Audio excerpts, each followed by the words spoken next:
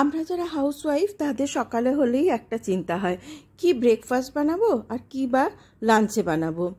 আজকে যে রেসিপিটা আমি আপনাদের সঙ্গে শেয়ার করছি সেটা ব্রেকফাস্টেও খেতে পারবেন, এমনকি স্ন্যাক্সেও খেতে পারবেন। খুব হেলদি রেসিপি এবং খুব সহজেই হয়ে যায়।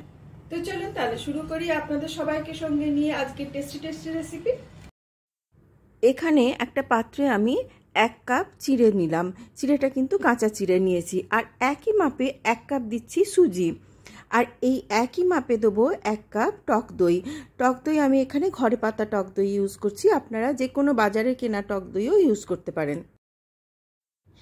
এবারে এতে খুব সামান্য করে জল দিয়ে, খুব বেশি জল দেবেন না, জাস্ট এটা ভিজতে যতটা জল লাগবে অতটাই জল দেবেন, কেননা সুজিটা তো ফুলবে, যেন খুব বেশি জল না হয়ে যায়। ওই অতটা জল দিয়ে এটাকে ভিজিয়ে রেখে দিলাম। আমি এটা ভিজিয়ে রেখেছিলাম। 5-7 মিনিট পরে এসে আপনাদের দেখাচ্ছি, এই দেখুন ভিজে গেছে, নরম হয়ে গেছে, এরকম হতে হবে। এবার এটাকে একটা সাইডে সরিয়ে রাখছি। আর আমি আরও কিছু ভেজিটেবলস এতে অ্যাড করব, সেটা কেটেই রেখেছি, জোগাড় করে রেখেছি আগে থেকে। এই যে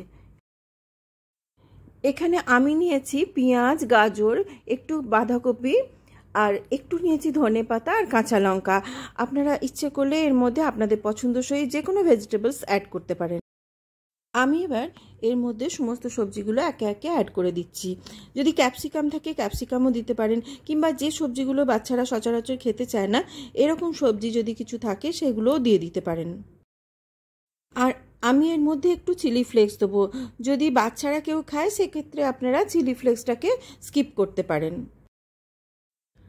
আর দেবো একটু স্বাদ অনুযায়ী নুন, ব্যাস, আর কিছু দেবো না। এবার গোটা জিনিসটাকে খুব ভালোভাবে হাতে করে মেখে নেব। খুব ভালোভাবে মাখবেন যাতে সমস্ত ভেজিসগুলো ওই ব্যাটারের সঙ্গে মিশে যায়। মাখা হয়ে গেছে, আমি এটাকে ঢাকা দিয়ে রাখছি। খুব বেশিক্ষণ রাখার দরকার নেই, আমি জাস্ট ফ্রাই প্যানটা গরম করতে দিয়ে দিয়েছি। এবারে আমি এই ফ্রাই প্যানে একটুখানি রিফাইন্ড অয়েল দিয়ে দিচ্ছি। এটাকে স্যালো ফ্রাই করব।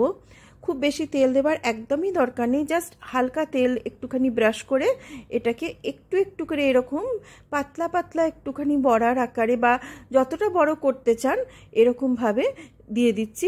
আমি হাতে করে দিচ্ছি, আপনারা যে কোনো একটা চামচ বা হাতাতে করেও দিতে পারেন, কিংবা একটা বড় সাইজেরও করতে পারেন। আমি ছোট করেই করছি, দেখতে ভালো লাগবে বলে। এইভাবে করে এটাকে দুটো পিঠ খুব ভালোভাবে ভেজে নিতে হবে। একটু হালকা আঁচে ভাজবেন, দেখবেন পুরো ভেতর পর্যন্ত যেন সেদ্ধ হয় আর একটু ক্রাঞ্চিও হয়। দুটো সাইড একটু লাল করে ভেজে নেবেন, তাহলে খেতে খুব টেস্টি হবে। খুব বেশিক্ষণ ধরে ঢাকা দিয়ে অথবা খুব বেশিক্ষণ ভাজার দরকার নেই, কেননা চিড়ে আর সুজি দেয়া আছে, এমন কিছু টাইম নেবে না সেদ্ধ হওয়া বা ভাজার জন্য। খুব সহজেই হয়ে যাবে, বেশিক্ষণ টাইমও লাগে না। হয়েও গেছে দেখুন। আমি একটা প্লেটে একটুখানি তুলে আমি দেখাচ্ছি। এই যে এরকম ডার্ক গোল্ডেন ব্রাউন করে ভাজবেন। আমি বাকি যেগুলো আছে সেগুলোও ভেজে নিই, তারপরে পরিবেশন করে আপনাদের দেখাচ্ছি।